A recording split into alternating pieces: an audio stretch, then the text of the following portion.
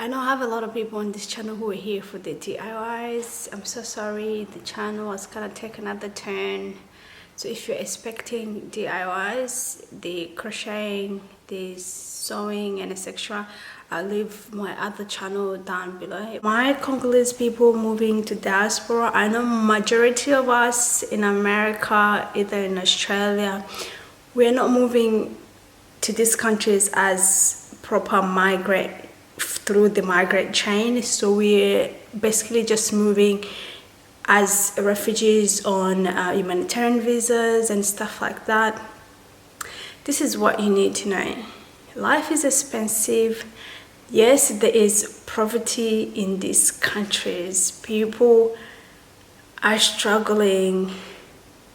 And if you're coming to this country with the thought that you're gonna keep up with the trend, it's gonna be a new you, and just thinking this is your safe haven, you might be wrong there. And I will tell you why. Deeply shocked to discover American poverty. The American pop culture I had consumed in Nigeria had not prepared me at all for the rows and rows of depressed, boarded-up buildings in West Philadelphia, or for the huts in the countryside of Georgia that had no indoor plumbing.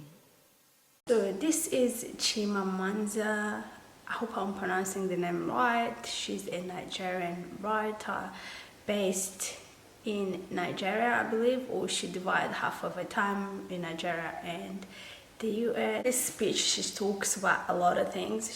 First, she talks about poverty, she talks about racism, she talks about gender, and other things. To watch the entire speech, I'll leave a link down below.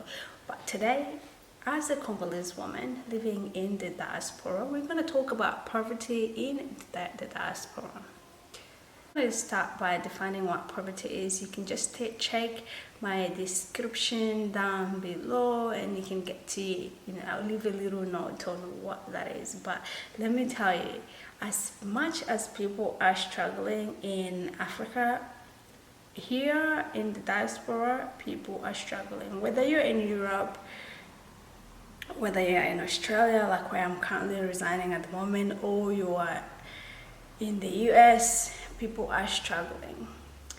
Specifically, Congolese women. I know women in general, we are already on the bottom of the rack, especially being a black woman, we're already on the bottom of the rack. But Congolese women, because we have our own specific need. Firstly, we move to these countries with lower education, and the majority of us, we are moving to these countries as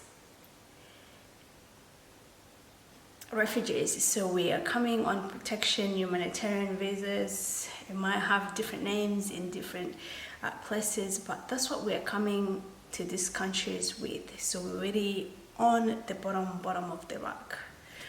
And I know, being that I am partially in the community, we have so many things going on, the fashion, the gatherings and etc. Like there are literally like millions of things that are going on that I think through our generation are literally impacting our kids.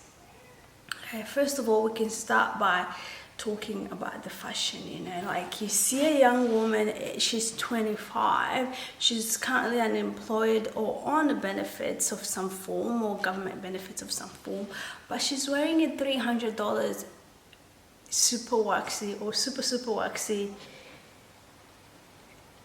clothes that probably they were added by having a tailor and some other things. And my question is always, how did she afford that? How did she afford that?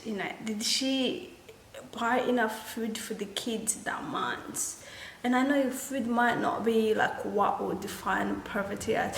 Did the kids actually go to the excursions that they were supposed to go to that month? School. Did the kids get enough nutrition? values through their lunch at school. You know, all of those stuff, I take it into consideration because we are high maintenance women. We have to say that there are so many things that go on in our community. Fashion is just one of them. Another thing, as Chimamanda say, when we are moving to these countries, we have this perspective that, or what the picture that has been painted, for instance, of America is that, oh, there's no poverty, everything is just, you know, beautiful and just, you know, like you've been saved practically. But the issue is that no, you have to work to make ends meet, work to probably just elevate yourself in the society, you know, having, so that you can have the purchasing power, the financial power, and many of us don't do that. And this video is not specifically to bash Congolese women in the diaspora. This video is to just, let's be aware that wherever we are, there is poverty. The reason why you see homeless people on the street is because, among other things, is because of poverty. But I know what's going on in our communities. Your kids are missing out on activities that they could do for their mental, physical well-being in these Western countries, simply because we have created a lifestyle that is more expensive than what we can probably afford, especially with the rise of like social media. Every now and then there's someone popping out there selling clothes and selling all of these expensive items. The question is, so what can we do to get out of that circle?